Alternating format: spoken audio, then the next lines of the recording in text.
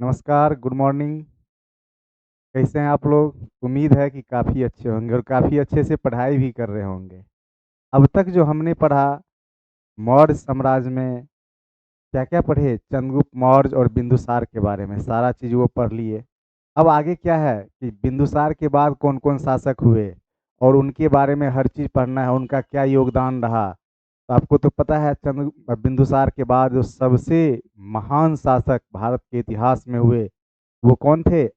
अशोक, जिसको क्या बोला जाता था? सम्राट अशोक। उन्हीं के बारे में अब पढ़ने जा रहे हैं। पहले एक बार आप लोग देख लीजिए,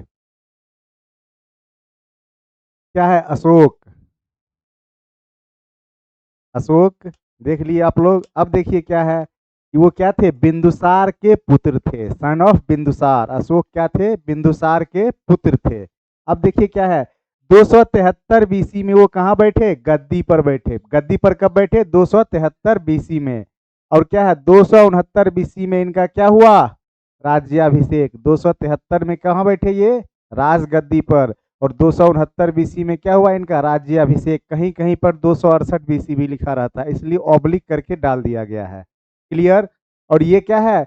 और ये गद्दी पर बैठने से पहले अशोक क्या थे? उज्जैनी के गवर्नर थे। जब ये गद्दी पर बैठे उससे पहले क्या थे? उज्जैनी एक जगह है, उन्हीं के क्या थे? ये गवर्नर थे। क्लियर? कोई दिक्कत नहीं है ना यहाँ तक अशोक को समझने में? आगे भी दिक्कत नहीं होगा।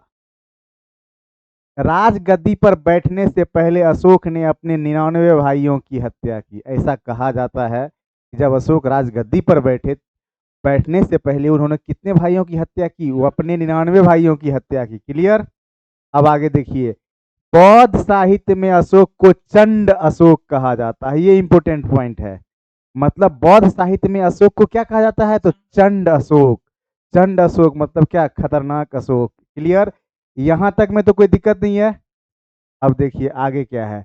आगे क्या है कि 261 बीसी में क्या हुआ था? कलिंग वार हुआ था। कलिंग का युद्ध हुआ था। और कलिंग की कैपिटल क्या है? तोसली। कलिंग की राजधानी क्या है? तोसली। और ये क्या है? ये युद्ध कब हुआ? अशोक के राज्याभिषेक के 8 साल बाद। कहने का मतलब कलिंग युद्ध कब हुआ? तो अशोक का जब राज्याभिषेक हुआ उसके 8 साल बाद 261 बीसी में। कहां पर हुआ था? तो कलिंग में। कलिंग की राजधानी क्या थी? तोसली। क्लियर? अब देखिए तीसरा बौद्ध संगीति भी क्या हुआ था? अशोक के समय में ही हुआ था। बौद्ध धर्म में आपको बताए थे कि तीसरा बौद्ध संगीति कब हुआ था? अशोक के समय में हुआ था। और अशोक बौद्ध धर्म की शिक्षा जो अशोक को कौन दिया था? उपगुप्त। बौद्ध धर्म का शिक्षा कौन दिए थे अशोक को? उपगुप्त। क्लियर? अब देखिए आगे क्या है। अशोक के डेथ के बाद ये कितने भाग में बट गया? अशोक का मृत्यु कब हुआ? 232 बीसी में। उसके बाद ये कितने भाग में बट गया? 2 भाग में। क्या? तो ये साम्राज्य। अब देखिए मौर्य डायनेस्टी कितने भाग में बट गया? 2 भाग में। वेस्ट पार्ट और ईस्ट पार्ट। वेस्ट पार्ट और ईस्ट पार्ट मतलब क्या? पश्चिमी भाग और पूर्वी भाग। पश्चिमी भाग और पूर्वी भाग, 2 भाग में क्या हो गया? ये बट गया। क्लियर? अब देखिए देखते हैं पश्चिमी भाग में क्या था और पूर्वी भाग में क्या था। अब देखिए पश्चिमी भाग की जो राजधानी थी क्या थी? उज्जैनी। और क्या है? इसके राजा कौन थे? कुणाल और संप्रति। इसके राजा कौन थे पश्चिमी भाग के? कुणाल और संप्रति। क्लियर? कोई दिक्कत नहीं है। अब देखिए ईस्ट भाग में पूर्वी भाग के राजा कौन थे? इसकी राजधानी कहाँ कहाँ थी? पाटलिपुत्रा। और इसके राजा क्या थे? दशरथ। किंग दशरथ थे कि नहीं थे? क्लियर? पश्चिमी भाग के कौन थे? देख लीजिए कुणाल और संप्रति। और पूर्वी भाग के क्या थे? दशरथ। अब यही आगे बढ़ेगा। अब उसके बाद इसके बाद क्या है? इसके बृहद्रथ। पूर्वी भाग में एक बृहद्रथ राजा हुए और ये लास्ट रूलर थे। क्या? अंतिम शासक थे। किसके? मौर्य डायनेस्टी के अंतिम शासक कौन थे? बताइए। दशरथ। और ये क्या है? बृहद्रथ जो की हत्या करके उसका सेनापति पुष्यमित्र शुंग, मतलब क्या? जो अंतिम शासक थे बृहद्रथ, उनकी हत्या कौन किया? उसका सेनापति क्या है? पुष्यमित्र शुंग। और वो जब हत्या किया तो किस वंश का नींव डाला? शुंग वंश का। क्लियर? शुंग वंश का नींव कैसे डाला? तो बृहद्रथ का हत्या करके कौन हत्या किया? तो पुष्यमित्र शुंग। क्लियर? क्लियर हो रहा है ना पिक्चर? ऐसे ही क्लियर होगा। अब देखिए आगे क्या है। अब तो समझ रहे हैं ना, आपको बताया ना, कोई साम्राज्य का उत्थान होगा तो उसका पतन तो स्वाभाविक है ना। अब देखिए मौर्य का जब उत्थान हुआ तो उसका पतन भी तो बिल्कुल स्वाभाविक बात है। इसीलिए क्या है, अब देखते हैं कि क्या क्या कारण थे जिससे कि मौर्य साम्राज्य का क्या हुआ, पतन हुआ। अब देखिए इसमें पहला कारण क्या है कि अशोक के कमजोर उत्तराधिकारी। यदि उत्तराधिकारी कमजोर होगा तो साम्राज्य का पतन क्या है, निश्चित है। और क्या था, अशोक की जो सत्य और अहिंसा की नीति थी वो भी क्या कर गया, साम्राज्य को कमजोर कर गया। क्यों? क्योंकि साम्राज्य सत्य और अहिंसा पर नहीं चलता है। इसके लिए साम दाम दंड भेदभाव हर चीज को क्या करना पड़ता है, अपनाना पड़ता है। क्लियर? अब आगे देखते हैं। छोटे छोटे क्षेत्रीय राज्य का उदय हो गया, मतलब क्या, रीजनल पावर्स। क्षेत्रीय राज्य का जो क्या हो गया, क्षेत्रीय शक्ति क्या हो गए, अशोक के बाद उदय होने लगे। इसलिए क्या हो गया, जो मौर्य साम्राज्य था उसके लिए क्या हो गया, ये खतरा उत्पन्न करने लगे। क्लियर? अब देखते हैं आगे। प्रशासनिक असफलता, एडमिनिस्ट्रेटिव क्या है, फेल्योर। जब अशोक थे उसमें प्रशासन काफी मजबूत हुआ करता था, लेकिन क्या है, धीरे धीरे प्रशासन क्या होने लगा, कमजोर होने लगा। और जब प्रशासन कमजोर हुआ तो धीरे धीरे क्या हो गया, साम्राज्य का पतन होने लगा। अब देखते हैं आगे क्या है। आर्थिक कारण, यदि प्रशासन कमजोर होगा, राजा कमजोर होगा, क्यों होगा, उसके पीछे भी बहुत बड़ा कारण किसका है, आर्थिक का। इकोनॉमी का सबसे बड़ा रोल है किसी भी एम्पायर को कमजोर होने में और किसी भी एम्पायर को मजबूत होने में। क्लियर? इसीलिए हम कहते हैं ना कि आप अपने इकोनॉमी को स्ट्रांग कीजिए मेहनत करके। जब मेहनत कीजिएगा, और सबसे बड़ी चीज है क्या कि आपको अपने आप पर विश्वास रखना है। यदि आप अपने आप पे विश्वास रखिएगा ना, तभी दूसरा कोई भी आप पर विश्वास करेगा। और जब आपको अपने आप पे विश्वास हो जाएगा, हर चीज से आप ये हो जाइएगा, अवेयर हो जाइएगा, फिर आपको आगे बढ़ने से कोई रोक नहीं सकता। क्लियर? अब आगे क्लियर करते हैं। अब देखिए ये कलिंग वार के बारे में दिया हुआ है कि 260 या 61 बीसी में हुआ। अशोक के राज्याभिषेक के 8 साल बाद हुआ। कलिंग वार का वर्णन अशोक के 13वें शिलालेख में होता है। समझ रहे हैं ना, कितना शिलालेख में कलिंग वार का वर्णन है, 13वें शिलालेख में। क्लियर? अब देखते हैं आगे। इस युद्ध में लगभग 1 लाख लोग मारे गए और 1.5 लाख लोग क्या हो गए, घायल हो गया। उस समय के लिए सबसे बड़ा युद्ध था। लगभग क्या हुआ, 1 लाख लोग मारे गए और 1.5 लाख लोग क्या हो गए, घायल हो गए। यही युद्ध अशोक के दिमाग को क्या कर दिया, चेंज कर दिया। उसके बाद देखिए क्या होता है। कलिंग वार को जीत कर क्या किया अशोक, कलिंग का जो कैपिटल था तौसली, उस पर क्या कर लिया, अपना अधिकार कर लिया। स्वाभाविक बात है कि अगर कोई जीतेगा राजा किसी को तो उसके कैपिटल पर क्या कर लेगा, अधिकार कर लेगा। वैसे ही अशोक ने भी किया। क्लियर? अब आज आगे देखते हैं। इस युद्ध के बाद अशोक ने भेरी घोष, मतलब वायलेंस या वार, भेरी घोष का मतलब क्या हुआ, वायलेंस या हिंसा को क्या कर दिए, त्याग दिए। और उसके जगह कौन सा घोष ले लिए, धम्म घोष, मतलब क्या, पीस की नीति, मतलब शांति की नीति अपना ली। यही इस इनके साम्राज्य का सबसे बड़ा पतन का क्या हुआ, बाद में जाके कारण बना। भेरी घोष के जगह ये क्या अपनाने लगे, धम्म घोष की नीति, मतलब क्या, युद्ध नहीं करेंगे, इसके बाद युद्ध नहीं करेंगे। क्लियर? भेरी घोष के जगह कौन सा नीति अपनाई, ये धम्म घोष। क्लियर? अब आगे देखते हैं अशोक का जो धम्म नीति था क्या क्या था। धम्मा पॉलिसी ऑफ अशोका, देख लीजिए एक बार आप लोग क्या कह रहा है इसमें।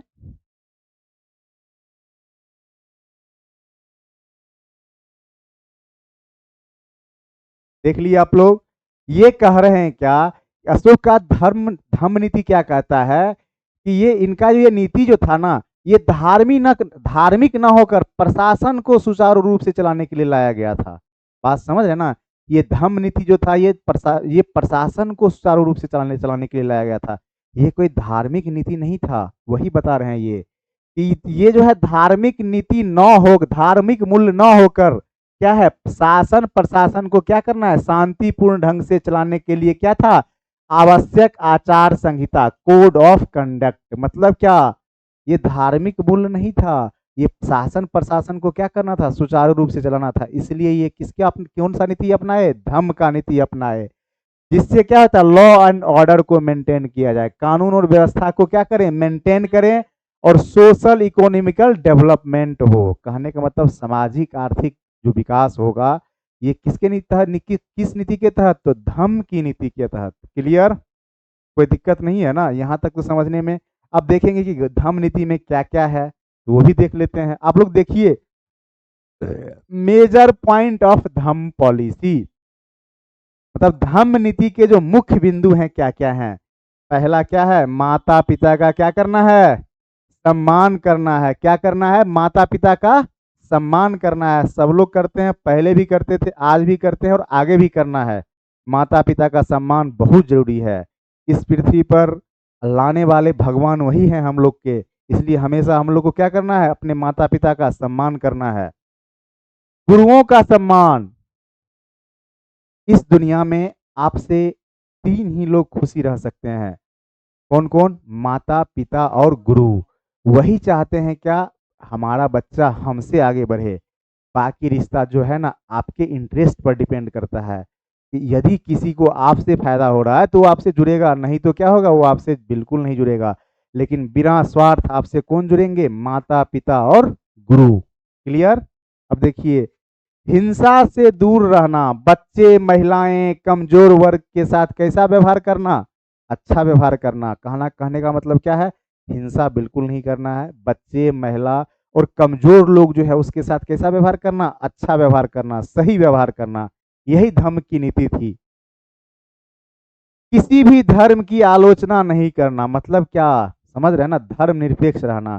किसी धर्म का आलोचना नहीं करना। हर धर्म का रिचुअल्स अलग अलग है, मान्यता अलग अलग है, उसका सम्मान करना है। जिस तरह से हमारा धर्म हमारे लिए प्रिय है, उसी तरह से सबका धर्म अपने लिए प्रिय होगा। इसलिए क्या करना है, इस सब धर्म का क्या करना है, सम्मान करना है। क्लियर। धन का संचय नहीं करना, मतलब क्या, समझ रहे हैं ना, धन को जमा नहीं करना। यही सब कारण बाद में जाके बना क्या, मौर्य साम्राज्य के पतन का कारण बना। बना कि नहीं बना। अब देखिए आगे क्या है, मौर्य साम्राज्य के विदेश संबंध, विदेशी के साथ क्या संबंध था। अब देखिए चंद्रगुप्त मौर्य का क्या संबंध था, ये देख लीजिए। बिंदुसार का क्या संबंध किसके साथ था, अशोक का किसके साथ संबंध था, ये तीनों का अलग अलग बताया हुआ है। अब देखिए क्या है, चंद्रगुप्त मौर्य का ग्रीक के साथ था। क्या था, ये ग्रीक यूनान की राजकुमारी किससे शादी की थी, हेलेना से। और ये क्या थी, अलेक्जेंडर के सेनापति सेल्यूकस निकेटर की क्या थी, बेटी थी। क्लियर। अब देखिए बिंदुसार क्या था, इजिप्त मिस्र के शासक टॉलमी के साथ संबंध था, और सीरिया के शासक किसके साथ, एंटियाकस के साथ संबंध था। बहुत अच्छे संबंध थे इनके उन लोगों के साथ। अब देखिए अशोक, ये क्या है, अपने पुत्र महेंद्र और पुत्री संघमित्रा को कहां भेजा था, बौद्ध धर्म का प्रचार करने के लिए कहां भेजा, श्रीलंका भेजा। ये सब पॉइंट आपके एग्जाम्स के क्वेश्चंस हैं। बात समझ रहे हैं कि समझ रहे हैं, हर पॉइंट को अपने तरीके से देखना है। इतना आसानी से समझ में आ रहा है ना, इसको आसानी से लिख भी लीजिएगा तो फिर कोई दिक्कत नहीं होगा। फिर हम बोल रहे हैं मेरे पढ़ाने का मतलब है विजडम को बढ़ाना, ज्ञान को बढ़ाना, एग्जाम क्लियर नहीं करवाना। अगर ये आपका ज्ञान बढ़ गया तो एग्जाम ऐसे ही क्लियर हो जाएगा। बहुत सारे रास्ते आपके ज़िंदगी में खुलेंगे। बस आप अपने विजडम को बढ़ाइए, ज्ञान को बढ़ाइए। ठीक है। अब देखते हैं आगे क्या है। और अशोक ने अपनी बेटी चारुमती का विवाह किसके क्या साथ किया था, नेपाल के एक नेपाल में किया था। बात समझ रहे, नेपाल के राजा के साथ क्या किए, क्या था, अपनी बेटी का चारुमती का विवाह किया था। और क्या है, एक स्तूप का निर्माण भी करवाया। कौन सा स्तूप का, नेपाल में एक स्तूप का भी निर्माण करवाए। कौन, सम्राट अशोक। अब क्या है, म्यांमार में भी किस धर्म का प्रचार किया, बौद्ध धर्म का। अशोक बौद्ध धर्म का प्रचार कहाँ कहाँ किए, श्रीलंका, नेपाल और म्यांमार। ये सब पॉइंट जो है ना आपके एग्जाम के लिए बहुत इंपॉर्टेंट है कि नहीं है। अब देखिए श्रीलंका म्यांमार में है, नेपाल में है और श्रीलंका में। बाकी बुक्स वगैरह में थोड़ा सा कम दिया रहता है म्यांमार। ये क्लियर। अब देखिए आगे देखते हैं, मौर्य डायनेस्टी का एडमिनिस्ट्रेशन कैसा था, प्रशासन कैसा था मौर्य डायनेस्टी में।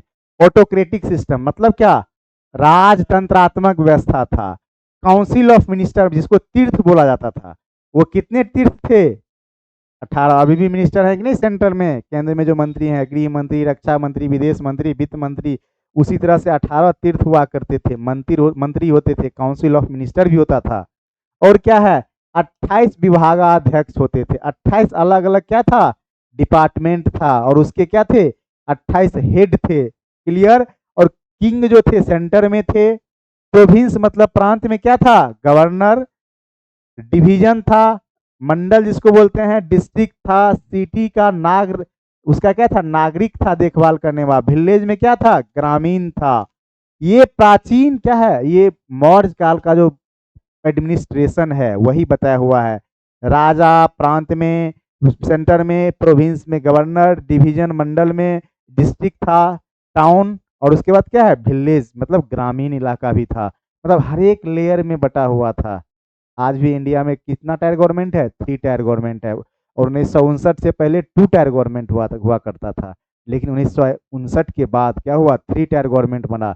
जब बलवंत राय मेहता समिति आया, जब 3 टायर गवर्नमेंट का क्या दिया, कंसेप्ट दिया, तभी ना 1959 में राजस्थान के नागौर में नगर ग्राम पंचायत का गठन हुआ था।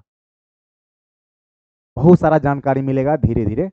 अब देखिए कितने थे, मौर्य साम्राज्य जो थे 5 प्रोविंस प्रांत में डिवाइड थे, और प्रोविंस का हेड क्या होता था, गवर्नर। अब देखिए गवर्नर जो होते थे क्या थे, सामान्यतः राजकुमार होते थे। राजा के जो पुत्र थे वही क्या होते थे, गवर्नर। क्लियर। अभी भी गवर्नर है कि नहीं है, प्रत्येक स्टेट में गवर्नर है। बिहार के अभी गवर्नर कौन है, राजेंद्र विश्वनाथ अर्लेकर। अब देखिए एक्सेप्ट पुष्यमित्र शुंग, मतलब क्या, पुष्यमित्र शुंग क्या थे, राजकुमार नहीं थे। और ये क्या थे, उत्तरापद, समझ रहे हैं, तक्षशिला। और दक्षिणापद क्या था, स्वर्णगिरी। और ये क्या है, वेस्टर्न प्रोविंस कौन था, उज्जैनी। और ये उसी उज्जैनी का गवर्नर था पुष्यगुप्त। अब देखिए ईस्टर्न प्रोविंस क्या था, पाटलिपुत्रा। इसका देख लीजिए, इसका हो गया क्या, पश्चिमी प्रांत। इसको वेस्टर्न प्रोविंस को क्या बोलेंगे, पश्चिमी प्रांत। और इसको क्या बोलेंगे, पूर्वी प्रांत। क्लियर। और कलिंग, समझ रहे हैं, कलिंग का जो कैपिटल, कलिंग में जो वार हुआ था, कलिंग का कैपिटल क्या है, तोसली। क्लियर। हमारे टेक्निकल हेड जो है ना रवि सर, आजकल मजाकिया होते जा रहे हैं। ठीक है। अब देखिए मेजर डिपार्टमेंट हेड क्या थे, समाहर्ता। उसको क्या बोलते हैं, रेवेन्यू ऑफिसर, मतलब समझ रहे हैं ना, राजस्व विभाग के अधिकारी। समाहर्ता को क्या बोला जाता था, रेवेन्यू ऑफिसर, राजस्व विभाग के अधिकारी। अब दूसरा क्या है, युक्ति, जिसको क्या बोलते थे, पुलिस ऑफिसर। आप लोग को पुलिस अधिकारी को देखकर डर लगता है, नहीं लगना चाहिए, वो भी हमारे क्या है, रक्षक हैं। अब देखिए क्या है, रज्जुक, कानून का अधिकारी। रज्जुक क्या था, कानून। इसका देखिए राजस्व लिख सकते हैं, आप लोग को बाइलिंगुअल में प्रॉब्लम होगा, राजस्व। और ये क्या था, पुलिस। अब देखिए ये है पुलिस, और ये क्या है, न्यायिक अधिकारी थे ये। अब अगला क्या है, ट्रेजरी हेड, खजांची समझते हैं ना। सन्निधाता क्या थे, ट्रेजरी हेड, जिसको क्या बोला जाता था, खजांची। क्या बोला जाता था, खजांची। अभी भी है ना, हर जगह खजांची है कि नहीं है। अब देखिए सेनापति को क्या बोला जाता था, आर्मी हेड। सेनापति को क्या बोला जाता था, आर्मी हेड। एकदम सॉफ्ट तरीके से पढ़ना है, धीरे धीरे पढ़ना है, और मजे के साथ पढ़ना है। बार बार ये रिवीजन करना है, माइंडसेट को चेंज करना है। अब द्वारक क्या था, राजमहल की रक्षा करने वाले को क्या बोला जाता था, द्वारक। क्लियर। समझ रहे हैं ना, प्रमुख विभागाध्यक्ष में अलग अलग विभाग के कौन कौन से अध्यक्ष हुए होते थे, सबके बारे में बताया गया है। अब आगे भी देख लेते हैं कि क्या है, न्यायिक प्रशासन क्या था। किंग जो था ना, किंग वो सर्वोच्च न्यायिक अधिकारी था, सुप्रीम जुडिशियल ऑफिसर था। और अपीलेट अथॉरिटी कितने टाइप का होता था, ये देखिए, धर्मस्थ होता था दीवानी मामले के लिए। धर्मस्थ किस मामले के लिए, दीवानी या सिविल मामले के लिए। और कंटक शोधन किस मामले के लिए था, आपराधिक मामले के लिए। धर्मस्थ था दीवानी के लिए और कंटक शोधन किसके लिए था, आपराधिक मामले के लिए। अगर कोई कोई दीवानी अधिक केस हुआ तो कहां पर जाएगा, धर्मस्थ के पास।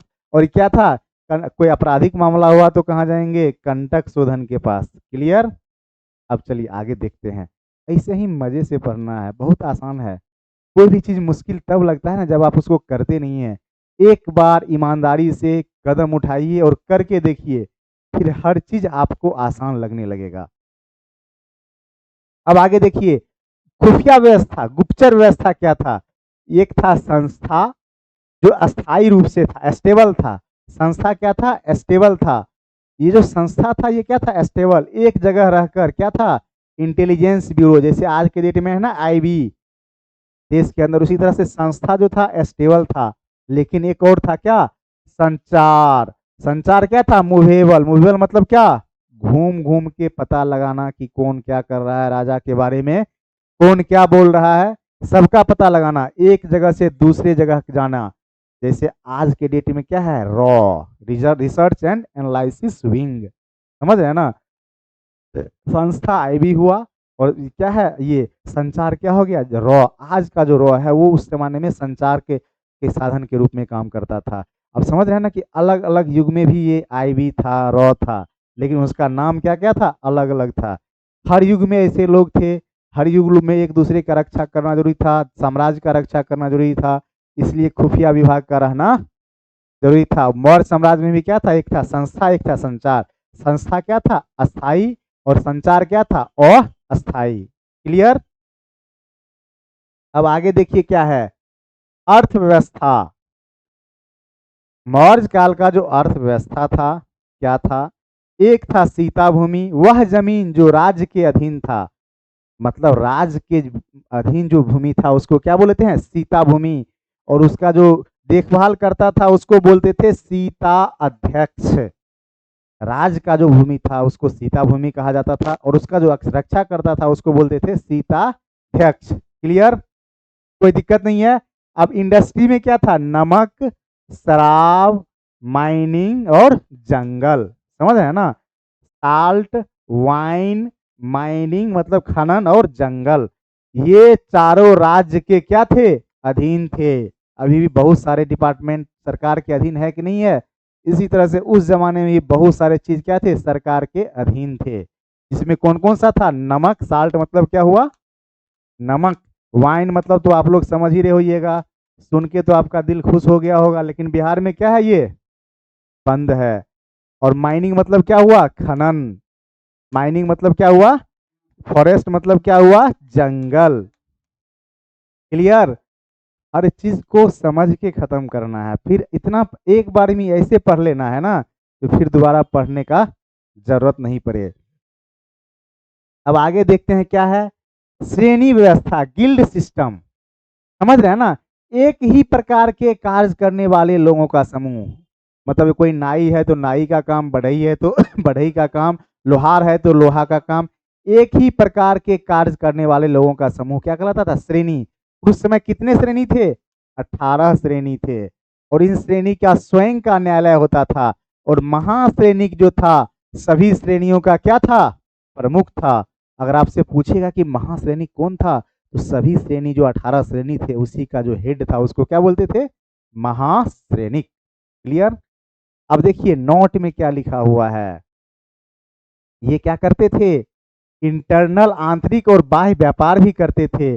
जहां भृगु कच्छ, सोपारा, वेस्ट कोस्ट पर, समझ रहे हैं ना, वेस्ट कोस्ट, वेस्ट कोस्ट। अब देखिए ये है वेस्ट कोस्ट, इस पर क्या था, भृगु कच्छ और सोपारा। और ईस्ट कोस्ट पर क्या था, ताम्रलिप्ति, जो बंगाल के रीजन में आता था, यहाँ पर आता था। ईस्ट कोस्ट में क्या था, ताम्रलिप्ति, जो कहाँ आता था, ईस्ट कोस्ट पे। विनिमय में आहा सिक्के का यूज किया जाता था। विनिमय के रूप में, वस्तु विनिमय के रूप में किसका यूज किया जाता था, पंचमार्क क्वाइन, आहत सिक्के का। और इस क्वाइन को सबसे पहले व्यापारियों के द्वारा जारी किया गया था। मतलब पंचमार्क या आहत सिक्के को सबसे पहले किसके द्वारा जारी किया गया था, तो व्यापारी के द्वारा जारी किया गया था। क्लियर। अब देखते हैं आगे क्या है समाज और धर्म, वर्ण व्यवस्था जो था वो बदल गया जाति व्यवस्था में। बहुत खतरनाक बात, वर्ण व्यवस्था किसमें बदल गया, जाति व्यवस्था में। जिसका अभी भी हम लोग भुगत रहे हैं, जिसका क्या है परिणाम अभी भी हम लोग भुगत रहे हैं। अब देखिए, मेगास्थनीज के समय में 7 मेगास्थनीज जो था वो अपनी किताब में 7 जातियों का वर्णन किया था। और क्या जो व्यवसाय के आधार पे था, जो काम जो करते थे उसके आधार पर था। अब आगे क्या है, महिलाओं की स्थिति एकदम क्या हो गया दयनीय हो गया। समझ रहे हैं ना कि उस समय भी महिला का स्थिति क्या था, दयनीय था। अभी भी महिला सशक्तिकरण की दिशा में बहुत सारा प्रोग्राम्स गवर्नमेंट ला रही है, जैसे नारी शक्ति वंदन कार्यक्रम, महिला सशक्तिकरण योजना, बहुत सारे आ रहे हैं, जिससे कि समाज में किसका भला हो, तो महिला का उत्थान हो, क्या हो, महिला का उत्थान हो। क्लियर। अब देखिए आगे है क्या है, वेश्यावृत्ति प्रोस्टिट्यूशन था, रूपा जीवा इंडिपेंडेंट प्रोस्टिट्यूट, समझ रहे ना, स्वतंत्र रूप से वेश्यावृत्ति भी करती थी, जिसका नाम क्या होता था, रूपा जीवा। क्लियर। अब देखिए एजुकेशन में शिक्षा के लिए क्या क्या था, मेजर यूनिवर्सिटी क्या था, तक्षशिला, यहीं से चाणक्य थे। मेजर लैंग्वेज क्या, भाषा क्या क्या था, पाली, संस्कृत और प्राकृत, क्या क्या था, पाली, संस्कृत और प्राकृत। धार्मिक व्यवस्था में यज्ञ था, कर्मकांड था, मूर्ति पूजा था, और क्या था, धार्मिक सिस्टम भी था।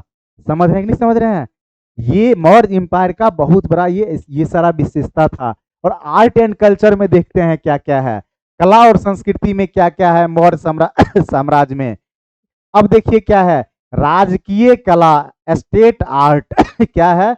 अब देखिए राज के द्वारा जो संरक्षण मिला था, इसमें क्या था, पैलेस ऑफ चंद्रगुप्त मौर्य, कहां पर, इसका उदाहरण राज के द्वारा जो संरक्षण था मिला हुआ, वो क्या था, पैलेस ऑफ चंद्रगुप्त मौर्य। अभी वर्तमान पटना में, कुमरार पटना में है, क्या है, कुमरार पटना में है। क्या था, चंद्रगुप्त मौर्य का जो जगह था, पैलेस था, उसमें क्या था, 80 पिलर पर टिका हुआ वो पैलेस था।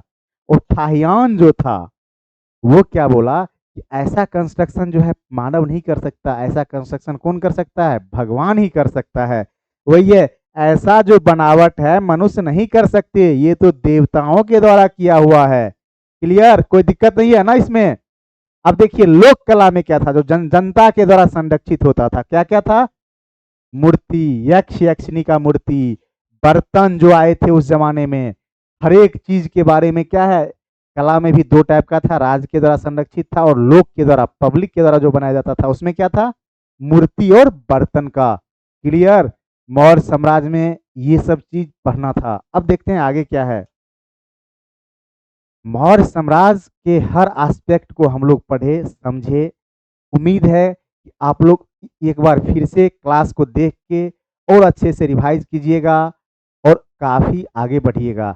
और क्या कि रवि सर बोले कि सर टेस्ट सीरीज स्टार्ट कीजिए, करंट स्टार्ट कीजिए, तो हम लोग का प्लान बना है कि नया साल न्यू ईयर से आप लोग के पास करंट का भी एपिसोड आप लोग के लिए लाया जाएगा, टेस्ट का क्वेश्चन भी आएगा, टेस्ट सीरीज भी आएगा। अब टेस्ट सीरीज का नाम और करंट सीरीज का नाम वो रवि सर डिसाइड करके बताएंगे हम लोग को, फिर आप लोग को नोटिस कर दिया जाएगा, मैसेज कर दिया, बता दिया जाएगा कि क्या क्या होगा।